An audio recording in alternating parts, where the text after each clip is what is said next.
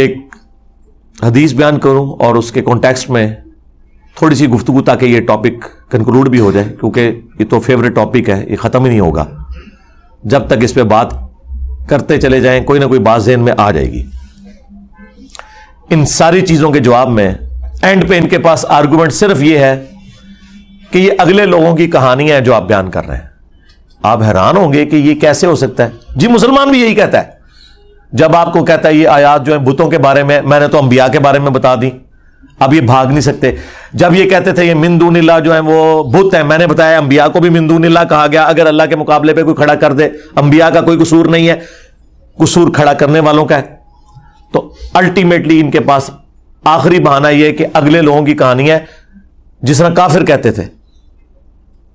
اب آپ سوچیں گے مسلمان یہ کیسے کہہ سکتا ہے؟ کہتا ہے مسلمان جب یہ کہتا ہے کہ ایت کافروں کے بارے آیتاں نازل ہوئی ہیں، ایت یہود و نصارہ کی بات ہو رہی ہے، تو یہی کہہ رہا ہے نا آپ کو کہ اگلے لوگوں کی کہانی ہے، یہ ہمارے اوپر نہ اپلائی کرو قرآن و سنت کو۔ اور کیا مطلب ہے اس کا؟ تو اس کلمہ کو کافر سے، اس کلمہ کو غدار سے پوچھو قرآن اس لیے نازل ہوا تھا کہ تم لوگ یہ بکواس کرو کہ یہ اگلے لوگوں سے متعلق چیزیں ہمارے سے متعلق چیزیں ہی نہیں ہیں، اور لعنتی ہو، یہ لعنتی ہو تو بہت چھوٹا لفظ ہے، یہ کافر ہیں جو یہ بات کلیم کر رہے ہیں کہ یہ اگلے لوگوں کی کہانی ہے۔ اور بھائی سورۃ البقرہ اللہ نے شروع میں اس لیے رکھی کہ پتہ چلے کہ جب امتیں بگڑتی ہیں نا تو یہ سٹیپس طے کرتی ہیں۔ اس کا قطعاً یہ مقصد نہیں تھا کہ یہ امت وہ سٹیپ طے نہیں کرے گی۔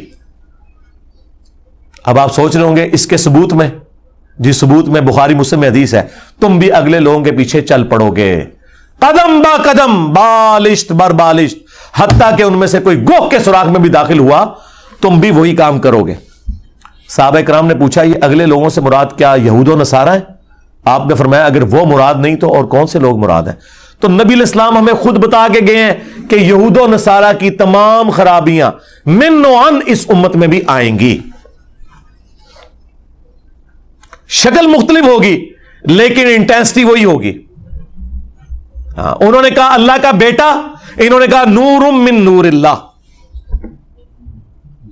دیکھیں، اور وہ کہتے ہیں وچو نکلے ہیں۔ ہاں پھر وہ ایگزامپل دیتے ہیں، ایسے ہاتھوں کے اشارے بھی کرتے ہیں۔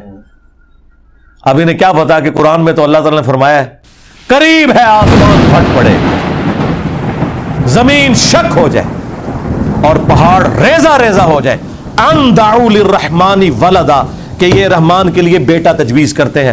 اگر زمین و آسمان اور پہاڑوں کے احساسات ہوتے تو ان پہ پھٹ پڑتے کہ اتنی بڑی گالی دے رہے ہو اللہ کو۔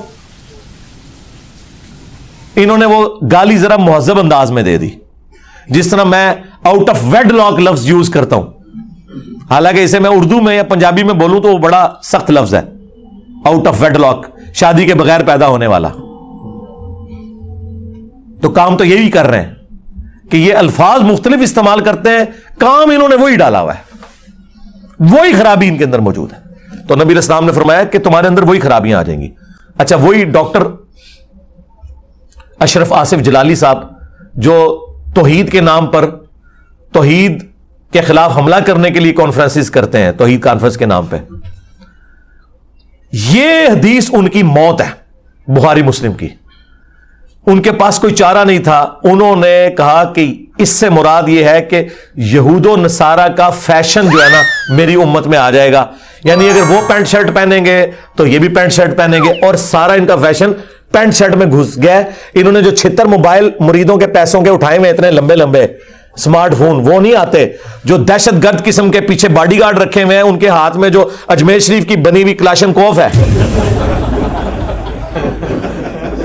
ہاں، اور بغداد شریف کی بنی ہوئی وہ پراڈو جس میں یہ بیٹھے ہوئے ہیں، یا بغداد شریف کے بزرگوں کی بنائی ہوئی، ہاں وہ بھی تو گوروں کی ہے، وہ نہیں نظر آتی ان کو۔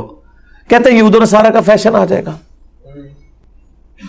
ہم نے اس کے جواب میں کہا تھا نہ، پرانیاں گلاں، پرانے بانے، پرانے بابے لے جاؤ اتھوں۔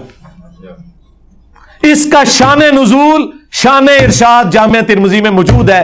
ہمارے نبی نے خود ہمیں کلیئر کر دیا ہے کہ میں اپنی امت کو ڈرا رہا ہوں کہ یہود و نصارہ کے فاسد عقائد بھی میری امت میں آئیں گے، تم نے ان سے بچنا ہے۔ جامعہ ترمذی میں وہ حدیث موجود، مشکات میں بھی موجود۔ اور سورۃ الاعراف کی آیت نمبر 138 کے کانٹیکسٹ میں مفسرین اس حدیث کو لیتے ہیں کہ غزوہ حنین کے موقع پر نبی علیہ السلام اپنے صحابہ کے ساتھ ایک جگہ سے گزرے. ایک درخت تھا جسے ذات انواد کہا جاتا تھا. وہاں مشرکین عرب اپنا اسلحہ لٹکاتے تھے, ٹچ کرتے تھے, اور ان کا یہ عقیدہ تھا کہ جب ہم تھوڑی دیر کے لیے اپنی تلوار یہاں لٹکا دیں گے نا تو اس کی برکت سے ہمیں جنگ میں فتح ہوگی.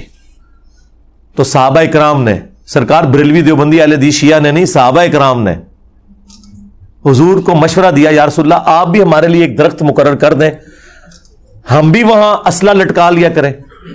مجھے بتائیں کیا کوئی صحابی شرک کا مشورہ دے گا؟ نیور. اور یہ جو مشورہ تھا یہ کوئی شرکیہ بھی نہیں تھا, وہ صرف یہ کہہ رہے تھے کہ درخت سے ہم نے برکت حاصل کرنی ہے. انہوں نے درخت کو کوئی سجدہ نہیں کرنا تھا. یہ آپ کو کہتے ہیں نا جی ہم کو سجدہ کر رہے ہیں, جی سجدے کے لیے تو 7 اعضاء کا لگنا ضروری ہے, اور جائلو ماتھا لگنا سجدے کی اصل ہے, اور ٹو باؤ ڈاؤن ہونے سے بھی سجدہ ہو جاتا ہے. بے شرمو. اور صحابہ کرام کی کوئی ایسی نیت نہیں تھی, لیکن نبی علیہ السلام نے اسے بھی شرکی ایکٹیویٹی قرار دے دیا. آپ نے کہا سبحان اللہ, اوے تم نے تو وہی بات کر دی جو اصحاب موسیٰ نے کی تھی. یار یہ صحابہ کرام کی توہین میں نہیں کر رہا. حضرت موسیٰ علیہ السلام کے اگر 70,000 صحابہ مرتد ہوئے ہیں تو کوئی نعوذ باللہ میں نے کوئی ان کی توہین نہیں کی, یا حضور کے یہاں صحابہ نے شرکیہ مشورہ دیا ہے بقول حضور کے, تو میں نے اس میں کوئی صحابہ کی توہین نہیں کی. انسان تھے نا, پیغمبر تو نہیں تھے, غلطی ہو سکتی ہے. اور تم نے تو صحابہ موسیٰ والی بات کر دی کہ جب وہ سمندری جھیل کراس کر کے ایک ایسی قوم سے گزرے, نبی علیہ السلام نے سورۃ الاعراف کی آیت نمبر 138 تلاوت کی. وہاں انہوں نے چند لوگوں کو بتوں پر اعتکاف کیے ہوئے, دھیان رکھے ہوئے بیٹھے دیکھا, اور کہا کہ اے موسیٰ ہمارے لیے بھی اللہ کا کوئی بت مقرر کر دیں. اور موسیٰ علیہ السلام جب کوئی طور پہ گئے, انہوں نے پیچھے سے بچڑے کو بت کے طور پہ بنا لیا, بنایا اللہ ہی کا بت تھا انہوں نے. تو موسیٰ علیہ السلام کو غصہ آیا, انہوں نے کہا کہ میں ایسی جاہل قوم سے اللہ کی پناہ میں آتا ہوں. تو حضور نے کہا کہ جس طرح انہوں نے اللہ کا بت مانگا تھا نا, تم بھی وہی کام ڈال رہے ہو. اللہ اکبر. اندازہ کرے, حالانکہ درخت کو کوئی پوجا کرنے کے لیے نہیں مانگا تھا, نہ اس کے سامنے جھکنے کے لیے, صرف اس کے ساتھ ٹاکیاں لٹکانے کے لیے. ہاں, پیر شلوار شاہ. ہاں. اور یار ضیاء الحق کے مزار کے اوپر بھی لوگوں نے ٹاکیاں باندھی نہیں ہیں. حضور نے کہا تم نے تو وہی کام ڈال دیا آج. اللہ کی قسم تم بھی اگلے لوگوں کے پیچھے چل پڑو گے, یعنی جس طرح کے کام اگلے لوگوں نے کیے تم بھی کرو گے. اب اس کو جوڑ لیں بخاری مسلم کی اس حدیث کے ساتھ, اللہ کی قسم تم بھی اگلے لوگوں کے پیچھے چل پڑو گے, قدم با قدم بالشت بر بالشت. اور وہ سارے کام اب اس امت میں بھی ہو رہے ہیں. تو نبی علیہ السلام نے یہ مثال دی ہی شرکی ایکٹیویٹیز کے اوپر تھی. اسی لیے حضور نے اس طرح ڈرایا امت کو, اس طرح ڈرایا.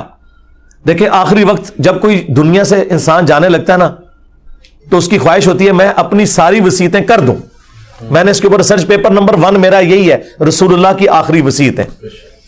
اس میں نے وہ ساری حدیثیں جو قبروں سے متعلق تھیں بیان کی. حضور کے لیے سب سے سینسٹیو ایشو ہے ہی توحید تھا.